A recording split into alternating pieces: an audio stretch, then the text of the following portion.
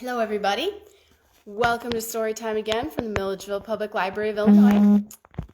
The story we have for you today comes from Russia. And this is the story of Prince Ivan and the firebird. Once long ago in Russia, there was a ruler whose name was Tsar Vasily. Now, Tsar Vasily had 3 sons, and the youngest son's name was Ivan Tsarevich. The Tsar also had a very beautiful garden, of which he was very, very proud. And in his garden, he had lots of trees that grew exotic fruit. But the tree he was the most proud of in the entire garden was a tree that grew the most beautiful golden apples you had ever seen. Well, one day the gardener came to the Tsar and he said, "Oh, great Tsar, something is wrong. Yesterday, the golden apple tree was completely covered in apples, but today, it's not completely covered anymore, and we didn't pick any of them, oh great Tsar. They just disappeared overnight." Well, the Tsar was very worried, and of course he wanted to know who was stealing his apples. So he called his 3 sons to him, and he said, "My sons, someone is stealing the apples off of my golden apple tree, and I need you to go out and stay the night near the tree out in the orchard and find out who is stealing my apples." And so his sons said, of course they would do what their father wished. And so the very next night, the oldest son went out and he stayed the night near the apple tree in the orchard. But he fell asleep. And so the next morning, he could not tell his father why even more apples were missing from the golden apple tree. So the next night, the middle son, the second son, went out and he spent the night in the orchard, but he too fell asleep. And so he could not tell his father in the morning why there were even less apples on the tree than there had been the day before. Well, the third night, Ivan Tsarevich went out and he was to spend the night in the orchard. He wasn't so sure he could do better than his brothers, but he had promised his father that he would try, and so he went out to the orchard. And just about midnight, just as Ivan was beginning to get very tired and rather sleepy and beginning to struggle to keep his eyes open, suddenly the garden lit up with a bright light as though a small sun had descended on it. And Ivan rubbed his eyes and he looked at the tree, and there in the golden apple tree was the most beautiful, glorious firebird. It glowed as though it were on fire. It was the most beautiful thing. Well, Ivan quickly moved up to the tree as quickly and as quietly as he could, and he reached up into the tree thinking that if he could just get hold of the firebird's tail, he would be able to keep it from flying away. And he reached up and he grabbed the firebird's tail, but he didn't grab it quite well enough. And as soon as he touched it, the firebird took off into the sky and it flew away, leaving just one glowing feather in Ivan's hand. Well, Prince Ivan was not sure that this was exactly going to prove his story to his father, but he knew why the apples were gone now, and so the next morning he went to his father and he presented him with the single glowing feather. And the Tsar was so taken by the beauty of just that one feather and the thought that there might be a whole bird covered in feathers just like that, that he told his sons that he wanted to have the firebird for himself. And so he called them all together and he said, "My sons, I want the firebird, the bird that this glowing feather comes from. I want it for myself. And so I want you to go out into the world and find me that firebird." And so Ivan Tsarevich and his 2 brothers climbed onto their horses and they rode off in different directions. And whether they traveled for a long time or a short time, I cannot tell you. What I do know is that eventually Ivan Tsarevich came to the edge of a very big, very old forest. Now he recognized this forest, for he and his family, his brothers and his father, and sometimes some of the noblemen would go hunting in the forest from time to time. So Ivan recognized the forest, and as he was just thinking that should he go into the forest or should he try to go around the forest, suddenly a very large gray wolf slipped out of the shadows of the forest, and it looked up at him and it said, "Ivan Tsarevich, I know what you are seeking, and I can help you find it. You saved my family, my children, from being slain during the Tsar's great wolf hunt last year, and so now I will be your servant and guide. Leave your horse with the woodsman who lives just through those trees, and I will take you to where you need to go." Well, Ivan Tsarevich was a little bit surprised to find a wolf who could talk, but he didn't really know where to look for the firebird, and if this wolf seemed to know where he was going, all right. See, in those days, magic happened a little bit more often than it does now, and so it wasn't quite so hard to believe. So Ivan Tsarevich took his horse to the woodsman who lived nearby, and he asked him to look after his horse for a while until he came back. And then he went back to the great gray wolf. And when he arrived back, the wolf said, "Now, climb on my back, and I will take you where you need to go." Well, Ivan was a little bit surprised by that, but it was a very large wolf, and so he climbed on the back of the wolf. And the wolf took one bound, and suddenly he was no longer on the ground, but instead flying up where the birds fly in the sky.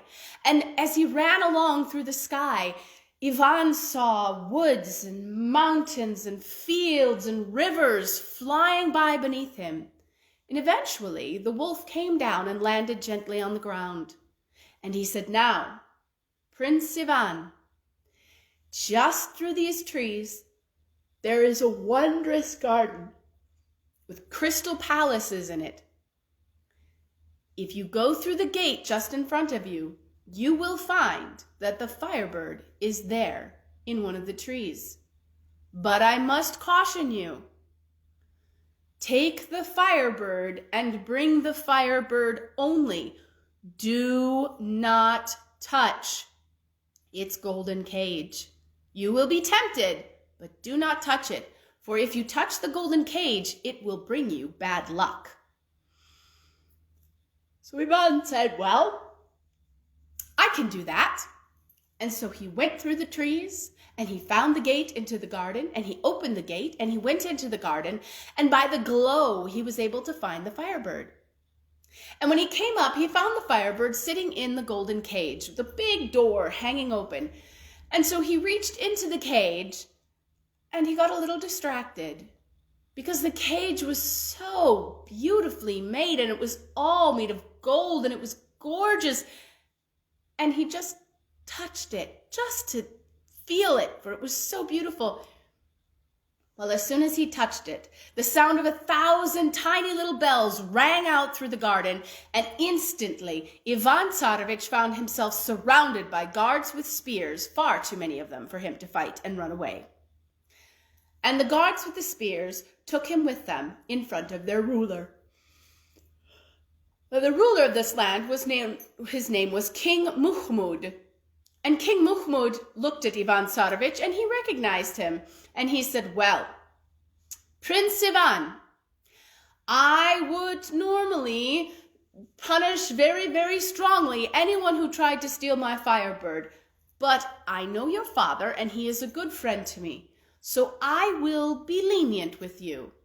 I will spare your life, and I will give you the firebird if you will bring me something in return." Well, Prince Ivan didn't know that he necessarily had any money. Not enough to pay for the firebird. It was a very expensive bird. Anyone could tell just by looking at it. It was so special. He said, "Well, King Muhmud, if I can help in any way, I will try."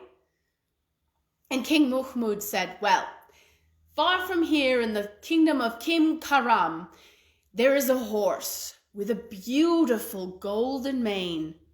and I want that horse. So if you will go to the kingdom of King Karam and bring me the horse with the golden mane, then I will give you the firebird." Well, Prince Ivan did not think that sounded like it would be too difficult.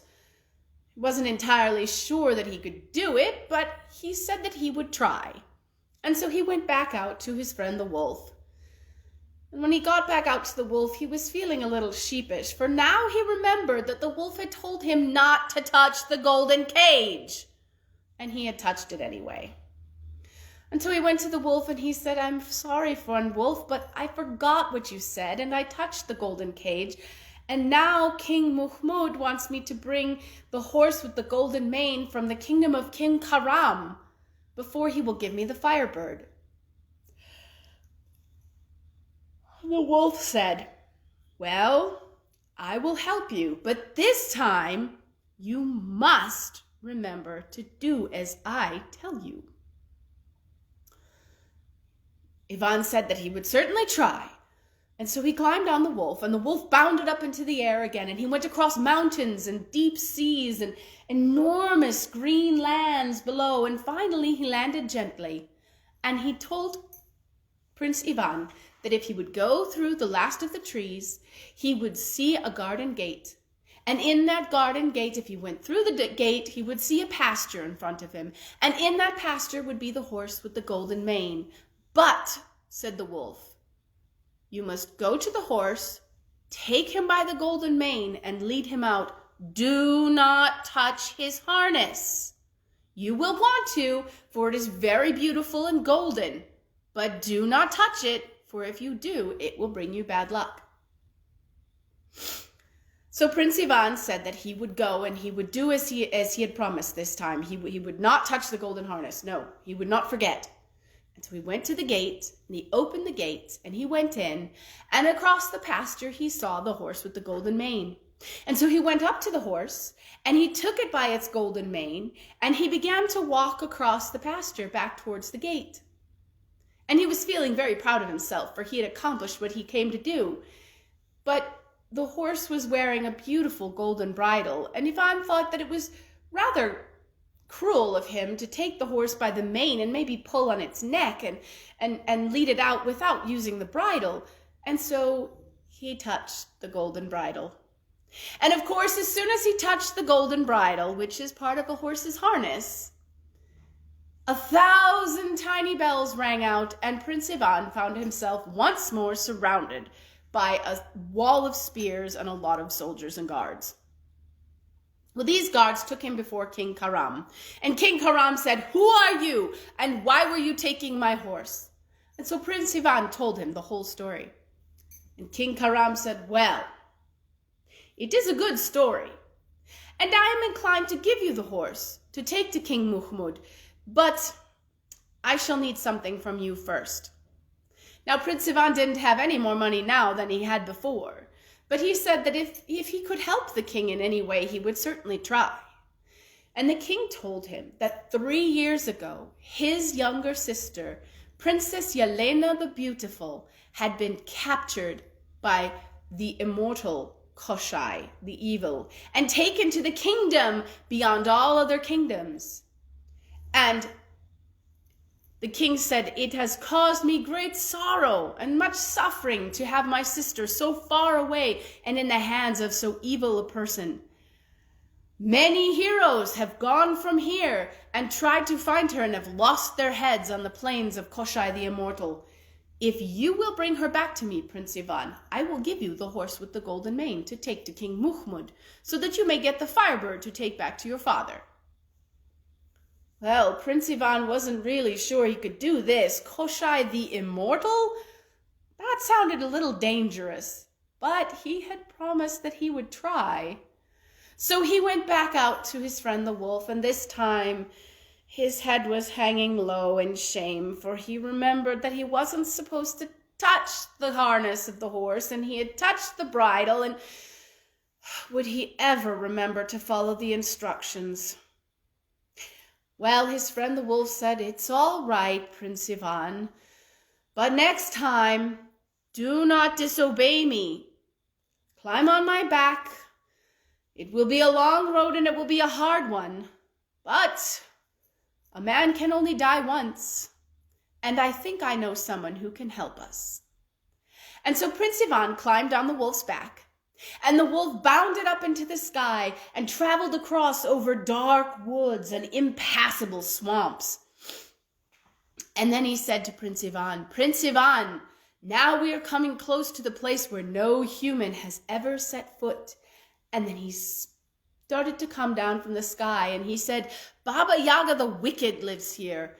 I think that she can help us if you will do everything that she tells you. Do not forget. Obey Baba Yaga in everything she tells you to do." And Prince Ivan promised that he would.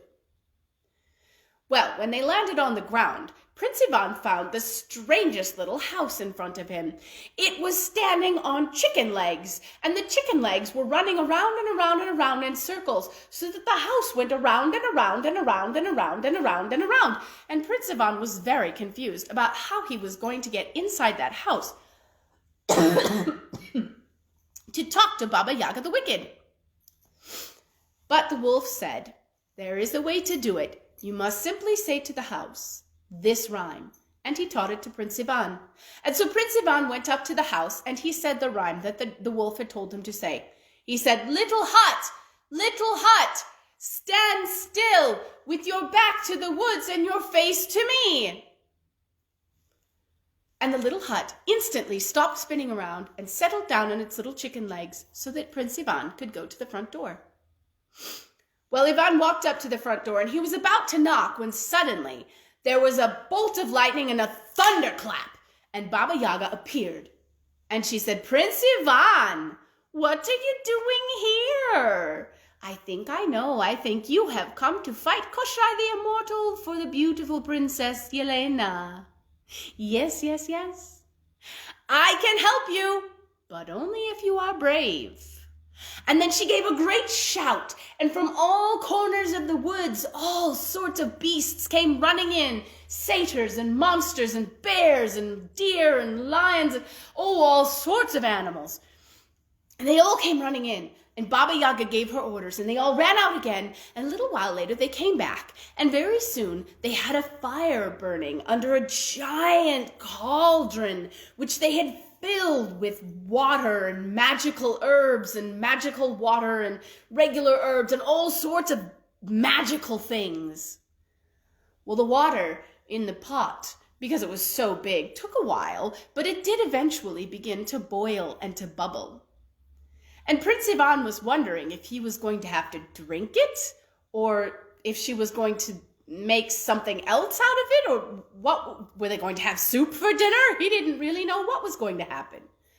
And then Baba Yaga the Wicked turned to him and she said, "Prince Ivan Tsarevich, if you wish to defeat Koshchei the Immortal, you must take off all of your clothing and climb into the pot and bathe in the water." Now, I don't know if you've ever touched water that's boiling. It is very hot. And Prince Ivan was rather startled, for he was afraid that if he jumped into that pot, he would be instantly cooked.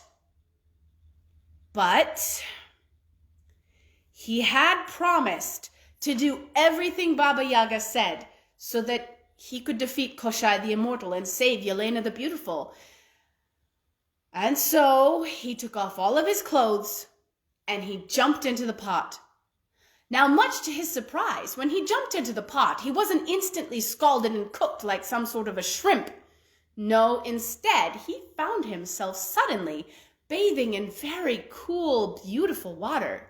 And when he looked around, he found that he was in the middle of a lake in the middle of the forest. And as he looked about him to see what this wonderful place was that he had been transported to, he saw that there was a small island in the middle of the lake, and it was covered in sedge and low-growing bushes and in moss. And over there on the island, he could see something shimmering or glinting and sparkling. And so he swam over to the island to see what it was. And when he got closer to the island, he found that it was a sword lying just hidden underneath all of the moss and sedge. And so Prince Ivan climbed out of the water and he bent down and he pulled out this shining sword from the underneath all of the mosses and the sedge. And as soon as he pulled it out, he felt a magical strength come over him. And he stood up and he found that he was no longer standing on an island in the middle of the lake. No, he was standing on the edge of the forest, and his friend the wolf was standing right next to him. And, oh, he had all his clothes on again. Well, that was lucky. Well, his friend the wolf said to him, "Good job, Prince Ivan. For once you remembered to do all that you were told. Climb on my back, and I will take you to Koshchei the Immortal." And so he climbed on the back of the wolf and very carefully put the sword across his knees so that it would be safe. And the wolf took one bound and flew them across the sky to the castle of Koshchei the Immortal. Now, as soon as they landed on the ground, there was a sound of horns and trumpets announcing things, and Koshchei the Immortal rode out from his castle on his great big battle horse. And he was so big, and he had such a big sword and such a big horse that Prince Ivan was a little afraid. But he knew that being brave does not mean that you're not afraid. It just means that you do what you need to do even though you are a little afraid. And so when Koshchei the Immortal came closer and he called out, "What are you doing here, little mortal?" And he said, "I am looking for Yelena the Beautiful, the sister of King Karam." Koshchei the Immortal started to laugh, and he said, "Well, she is here, but I cannot fight you for her. You have no horse. You are the son of the Tsar. I should have thought you would have a great big battle horse. Are you too poor to have a horse, little prince?" Well, Ivan wasn't quite sure what to do. He had ridden here on his friend the wolf, and he had left his horse back in Russia. But the wolf said, "Do not worry, Prince Ivan. I promise to help you, and I will." And he began to shimmer and to shake, and suddenly, instead of the wolf, there stood a great big warrior horse, so great and so strong that, well, I can't even describe it, so I won't try. And so Prince Ivan climbed up on the great warrior horse, and Koshchei the Immortal stopped laughing. And they charged at each other. 10 times they charged at each other. But they were evenly matched in strength and in power. And it began to look as though neither Koshchei the Immortal nor Prince Ivan Tsarevich would be able to beat the other. But just as they were getting ready for the 11th charge, Prince Ivan happened to glance up at the walls of the castle, for he saw some movement there. And when he looked up, he saw Yelena the Beautiful was looking over the castle wall, watching the fight. And she was so beautiful that it gave Prince Ivan just a little more strength. And so when he rode at Koshchei the Immortal this time, he struck him down from his saddle, and he fell to the ground dead. For you see, even though Koshchei called himself the Immortal, evil cannot be immortal. The only thing that can be immortal is love. Well, Prince Ivan Tsarevich went up to the castle and he freed Yelena the Beautiful and some other people that Koshchei the Immortal had there. And he took Princess Yelena up on the warrior horse's back with him. And together they flew through the sky to the kingdom of King Karam.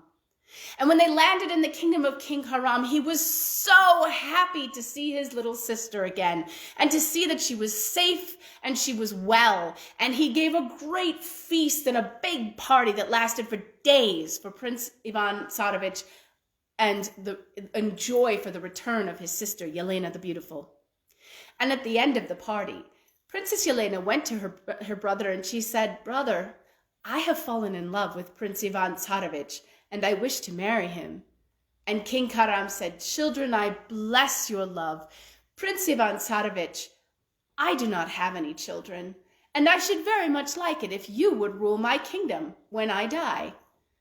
And Ivan agreed that he would do so, but that right now, he said, he had some promises that he had to fulfill, and so he was afraid he would have to leave now.